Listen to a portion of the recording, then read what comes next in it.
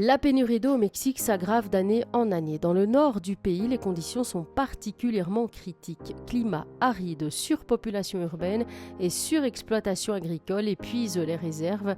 Monterrey, par exemple, a connu des semaines entières sans eau courante.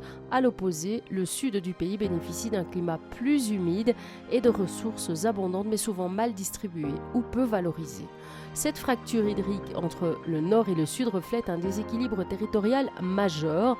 Le changement climatique accentue ces tensions avec des sécheresses plus longues et des pluies tropicales de plus en plus intenses mais mal absorbées par les sols.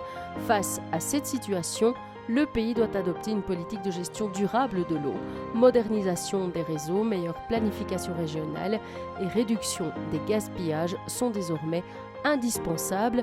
On fait le point avec Fabiola Sosa, responsable de l'environnement à l'Université de Mexico. Et le grand thème du moment, c'est l'eau. Parce que oui, l'eau fait défaut au Mexique, qui a déjà atteint bientôt le jour 0, le jour J, de stress hydrique tant redouté ces dernières années. Il n'y a plus assez d'eau au Mexique, le Mexique a soif. Le thème de l'eau, pour ne pas dire la guerre de l'eau, la Commission nationale de l'eau, la CONAGUA, l'avait annoncé l'an dernier. Le système Cutzamala qui stocke, purifie et distribue l'eau à Mexico devrait connaître son point zéro le 26 juin. La capitale qui souffre de stress hydrique aussi bien sûr à cause de la densité de la population, Mexico, c'est 20 millions d'habitants. On en a parlé avec Fabiola Sosa, responsable de l'environnement à l'Université autonome métropolitaine de Mexico.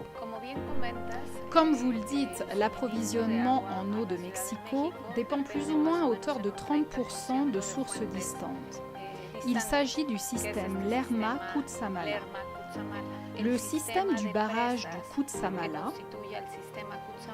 qui se base sur les précipitations et sur la formation de rivières, lacs et lagons, est celui qui est très affecté. Néanmoins, le volume le plus important en eau, environ 60%, vient de l'aquifère de la vallée de Mexico, qui doit affronter des conditions de surextraction.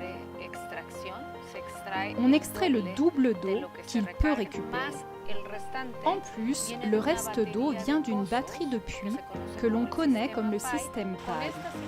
Avec cette situation de sécheresse que connaît la ville, particulièrement dans les colonies, dans les zones pauvres, marginalisées et qui manquent d'infrastructures, l'approvisionnement est encore plus affecté. Elles ne reçoivent même pas les 20 litres, mais beaucoup moins que 20 litres par jour. Et la ville de Mexico, particulièrement parce qu'elle connaît une concentration de la population, d'activités économiques importantes, et donc le manque d'eau affecte tant les citoyens que les activités économiques. Et donc même si on n'habite pas tout près d'un océan, il est important de maintenir l'écosystème de tout le pays, même si l'on vit à Mexico, sain, pour avoir un bon cycle d'eau, un écosystème sain et obtenir plus de pluie à la ville de Mexico.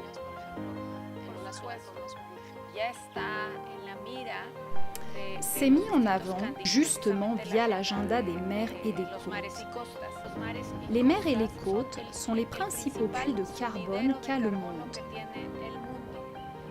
Le Mexique possède plusieurs kilomètres de côtes, tant au Pacifique que dans l'Atlantique et la partie des Caraïbes, où non seulement les activités associées à la pêche, mais aussi les écosystèmes sont très fragiles et d'une grande richesse en biodiversité, plantes, mais aussi animaux.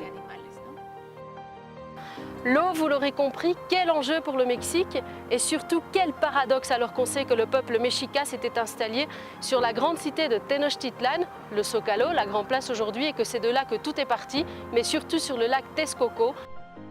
L'eau n'est plus une ressource garantie au Mexique, elle devient un enjeu de justice sociale, de sécurité nationale et de survie environnementale. Si rien n'est fait, les inégalités vont s'aggraver. Il est temps d'agir collectivement pour que chaque région, du nord au sud, ait accès à une gestion équitable et durable de l'eau. Van a saber todo sobre México.